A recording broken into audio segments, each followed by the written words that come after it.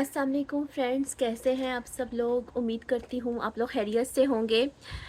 आज मैं आपके सामने एक और टॉपिक लेकर आई हूँ। थोड़ी देर पहले ही मैंने एक वीडियो बनाई थी और वो आपने देखी होगी, जो कि मैंने फीमेल हॉरोस्कोप से रिलेटेड बनाई थी। तो आज मैं एक नक्षत्र की स्टडी लेकर आई हूँ, दैट इज़ द स्वाति नक्षत्र।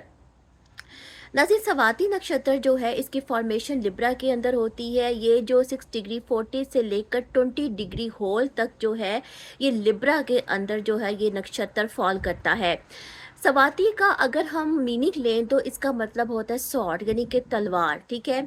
और तलवार जो है उसके साथ वायो फैक्टर है, ठीक है। इस नक्षत्र के साथ जो है वो वायो फैक्टर है। और वायो फैक्टर जो है वो एस्ट्रोलॉजी के पॉइंट ऑफ व्यू से और इवन के medical astrology point of view से भी जो है एक डिस्ट्रक्टिव एलिमेंट माना गया है, ठीक है। डिस्ट्रक्टिव फोर्स है वायो की। लेकिन जहाँ जहाँ ये एक डिस्ट्रक्टिव फोर्स है उसके साथ साथ ये एक बहुत प्रोग्रेसिव फोर्स है। इसके प्लैनेटरी रूलर जो है इस नक्षत्र के, स्वाति नक्षत्र के, वो राहु हैं, ठीक है। ये राहु का नक्षत्र है। नाज़िर, राहु जो है वो हमेशा इंसान को आगे की तरफ लेकर जाता है, ठीक है। राहु की जो मेन फोर्स है वो उसका हेड है, वो उसका सर है। और सर है तो वो सर्च करता है, ठीक है, वो ढूंढता है, वो तलाश करता है। इसका जो राहु से रिलेटेड जो नक्षत्र होते हैं उनके अंदर ज़िंदगी में आगे जाने का, ठीक है, सक्सेस हासिल करने का बहुत ज़्यादा मार्जिन होता है, बहुत ज़्यादा अर्ज होता है, जो कि इस नक्षत्र में भी है। इस वजह से इस नक्षत्र के जो लोग हैं वो आपको बहुत वर्ल्ड रिचेस में मिलेंगे। और ये अमीरों का, वर्ल्ड रिचेस का ये नक्षत्र है। इसमें दुनिया के अमीर आदमी, बिजनेसमैन, इंडस्ट्रियलिस्ट किस्म के जो लोग हैं वो इसमें आ जाते हैं। मेरी स्टडी के मुताबिक बिल गेट्स का भी कोई प्लैनेट जो है वो इस नक्षत्र में मौजूद है, यानी कि स्वाति नक्षत्र में है। नाज़िर, राहु जो है वो सोचता है, ठीक है, वो थिंक करता है, वो रिसर्च करता है, लेकिन जो फीलिंग्स हैं, ठीक है, जो इमोशंस हैं, उस पर वो कंप्रोमाइज़ कर जाता है। तो समटाइम्स ऐसा होता है कि इंसान अपनी मटेरियल सक्सेस में बहुत आगे निकल जाता है, ठीक है। और कई दफ़ा ऐसा होता है कि उसको अपने इमोशंस जो हैं वो भी कंप्रोमाइज़ करने पड़ जाते हैं। राहु के नक्षत्र में, राहु के नक्षत्र जो हैं वो इस चीज़ के ऊपर इम्प्लाई करते हैं। नाज़िर, अकॉर्डिंग टू द वैदिक टेक्स्ट जो है इसके साथ जो इसकी मोटिवेशन है वो आर्था है, ठीक है। आर्था मोटिवेशन है तो इसका मतलब ये है कि ये प्रैक्टिकल किस्म का नक्षत्र है और इंसान को जो है वो प्रैक्टिकलिटी की तरफ जो है वो लेकर जाता है। इसके अलावा इसके साथ जो सिंबल, एनिमल सिंबल है जो कि हर नक्षत्र के साथ होता है, इसके साथ बफलो का है, ठीक है। बफलो जो है वो एक विल पावर को दिखाती है, लेकिन उसके साथ साथ एंगर इश्यूज़ को भी दिखाती है, ठीक है। तो इन लोगों को समटाइम्स ये लोग इम्पल्सिव हो जाते हैं, क्योंकि वायो फैक्टर जो होता है वो इंसान को जो है वो इम्पल्सिवनेस की तरफ भी ले जाता है, नर्वसनेस की तरफ भी ले जाता है, थोड़ी सी फ्रस्ट्रेशन भी ज़िंदगी में आ जाती है। तो क्योंकि इसको जो है शनि, राहु और मरकरी, ये तीनों जो प्लैनेट्स हैं वो वायो या वट फैक्टर को जो है वो रिप्रेजेंट करते हैं। नाज़रीन, अब इस नक्षत्र के साथ जो है वो दो इम्पॉर्टेंट चीज़ें हैं। एक तो ये है कि सन की एग्जैक्ट जो है वो डेबिलिटेटेड एनर्जी का नक्षत्र है। सन जो है वो 10 डिग्री के ऊपर इस नक्षत्र में डेबिलिटेटेड हो जाता है। अब एक थ्योरी तो ये भी है कि सन जो है वो डेबिलिटेटेड नहीं होता, ठीक है। लेकिन नाज़रीन, एक बात समझिएगा कि डेबिलिटेटेड का मतलब होता है कि वीक हो जाना, स्ट्रेंथ का वीक हो जाना।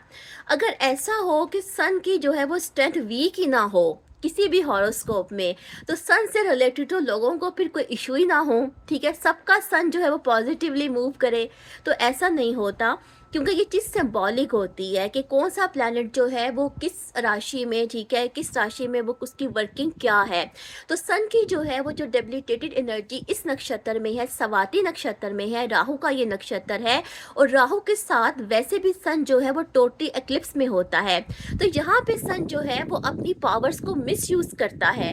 अब आप देखिए, सन किंग है और किंग जो है अगर वो अपनी पावर्स को मिसयूज करेगा तो उसकी राया का क्या हाल होगा, ठीक है, ये अवाम का क्या हाल होगा। सन जो है वो इतना मेटेरियलिस्टिक हो जाता है कि वो अपने स्पिरिचुअल पर्पस को भूल जाता है, क्योंकि सन धर्मा ट्रायंगल का रूलर है और इस नक्षत्र में जो है वो आर्था है, ठीक है। तो यहाँ पर आकर सन बहुत ज़्यादा मेटेरियलिस्टिक हो जाता है। दूसरी चीज़ ये है नाजरीन कि इस नक्षत्र की जो एंडिंग है वो 20 डिग्री के ऊपर होती है और सैटर्न की एग्जॉल्टेड डिग्री भी 20 डिग्री है।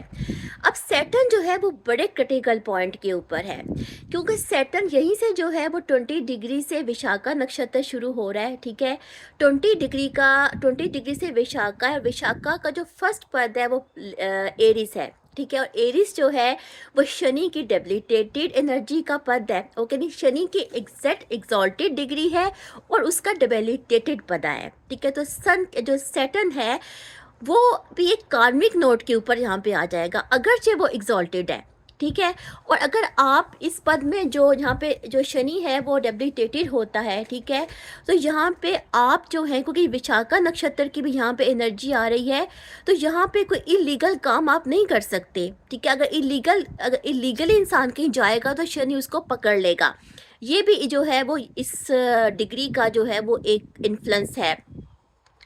नाज़रीन, अगर मून जो है वो स्वाति नक्षत्र में हो, क्योंकि राहु का नक्षत्र है, तो जो इंसान का इब्तदाई पीरियड होता है, उसका बचपन, उसकी नौमरी, वो राहु के इन्फ्लुएंस में आ जाएंगी।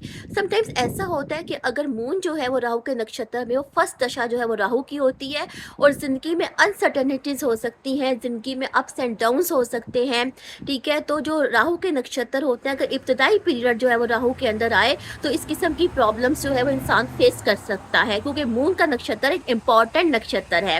नाज़रीन, की जानकारी थी जो मैंने आपको स्वाति नक्षत्र से रिलेटेड दी। उम्मीद करती हूँ कि आपने से कुछ सीखा होगा। इंशाल्लाह किसी और टॉपिक के साथ आ दूँ, तब तक के लिए।